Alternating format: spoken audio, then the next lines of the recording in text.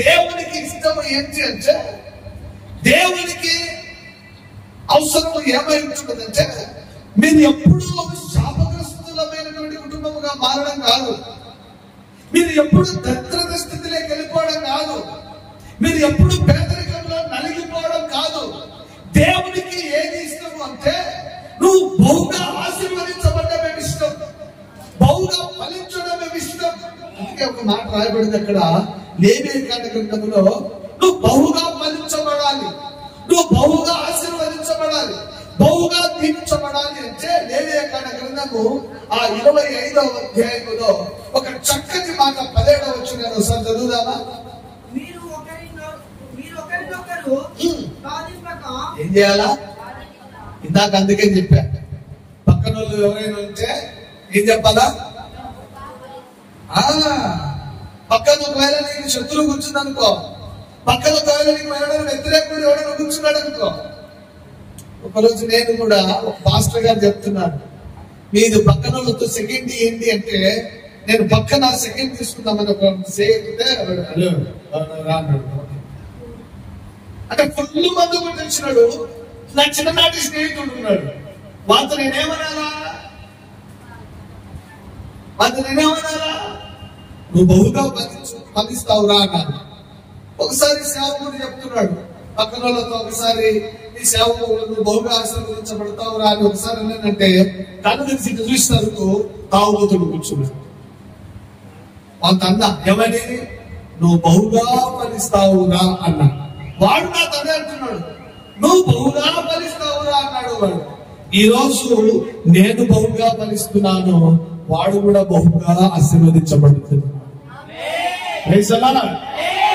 అందుకే నా ప్రియమైనటువంటి దేవుని పెట్టలేదా, దేవుని వాక్యం అక్కడ ఏమంటుందంటే, మీరు బహుగా ఫలించుట వలన, చదువు యోహాను పత్రిక యోహాను సువార్త 15వ అధ్యాయము, మీరు బహుగా ఫలించుట వలన నా తండ్రి మహిమ పరచబడును.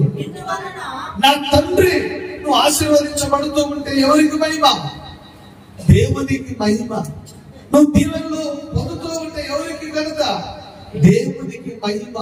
అందుకే ప్రియమైనటువంటి దేవుని బిడ్డలారా, ఈ ఉదయకాల సమయంలో దేవుని మాటలు వినుచున్న ప్రియ దేవుని కుమారుడా, ప్రియ దేవుని కుమార్తె, నువ్వు ఆశీర్వదించబడాలి అంటే, నువ్వు దీవించబడాలి అంటే, నువ్వు అత్యున్నతమైనటువంటి స్థాయికి వెళ్ళాలి అంటే ఒకటి చెప్పాలి, నీ పక్కలోని బాబు కోసం ఎప్పుడైతే నువ్వు ఆశీర్వదించబడతావని చెబితే నువ్వు ఆశీర్వదించబడతావు.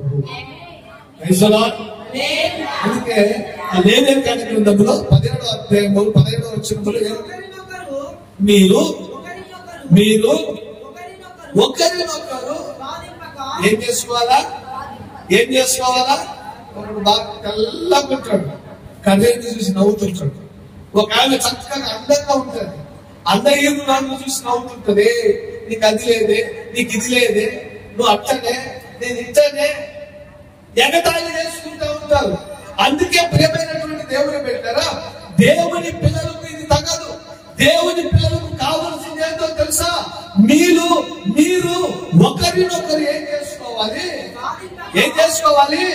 బాధించుకోకూడదు. అత్త, నీ కోడలను చూసి ఒకవేళ నువ్వు ఎగతాళి చేస్తున్నావేమో, అమ్మా నీ భర్తను చూసి ఒకవేళ నువ్వు నవ్వుతున్నావేమో, తండ్రి నీ పిల్లలను చూసి ఒకవేళ నవ్వుతున్నావేమో, పిల్లలారా నీ అమ్మా నాన్నను చూసి ఒకవేళ నువ్వు నవ్వుతున్నావేమో. మీ తల్లిదండ్రులను బాధింపకూడదు, నీ భర్తను బాధింపకూడదు, మీ కోడలను బాధింపకూడదు, మీ అత్తను బాధింపకూడదు. మీ ఇంట్లో ఎవరైనా ముసలి వాళ్ళు ఉంటే వాళ్ళను చూసి నువ్వు బాధించకూడదు. అక్కడ రాయబడినటువంటి మాట, ఒకరినొకరు బాధింపకయు మీ దేవునికి ఏం చేయాలి? అందుకే నేను పిల్లలకి ఎప్పుడు చెప్తుంటే ఒక మాట, అమ్మా పిల్లలారా మీరు ఇంట్లో ఈడనే పని చేస్తారా? మా పిల్లలు ఏం చేస్తారు తెలుసా? ఈడ బాగా పని చేస్తారు. ఇంట్లో 9 గంటలకు లేస్తారు, అంత కాదు. ఈడ 5 గంటలకు వెళ్ళేసి పని చేస్తారు, 6 గంటలకు వెళ్ళేసి పరిచయం చేస్తారు. 5 గంటలకు వచ్చి బాగా దేవుడి మందిరంలో స్తోత్రాలు చెల్లిస్తాడు, స్తుతులు చెల్లిస్తాడు. కానీ ఇంటి దగ్గర మాత్రము నేను అందుకే పిల్లలకు మాట చెప్తుంటా, పిల్లలారా మీరు మందిరంలో ఏ పరిచర్య చేస్తున్నారో, మందిరంలో ఏ పని చేస్తున్నారో, మందిరంలో ఏ దైవ భయము కలిగి ఉన్నారో, మీ తల్లిదండ్రుల దగ్గర కూడా అదే దైవ భయము కలిగి ఉండాలి. నీ భర్త దగ్గర ఏ భయము, నీ భార్య దగ్గర ఏ భయము, నీ ఉద్యోగం దగ్గర అధికారి దగ్గర ఏ భయము, నీ పిల్లల దగ్గర ఏ భయము, నీ మేస్త్రి దగ్గర ఏ భయము, నీ ఉద్యోగంలో ఆఫీసర్ దగ్గర ఏ భయము కలిగి ఉన్నావో, జీవము కలిగిన దేవుని దగ్గర కూడా నువ్వు అదే భయము కలిగి ఉండాలి. అందుకే అక్కడ రాయబడినటువంటి మాట, మీరు ఒకరినొకరు బాధింపకయు. ఎవరికి భయపడాలి?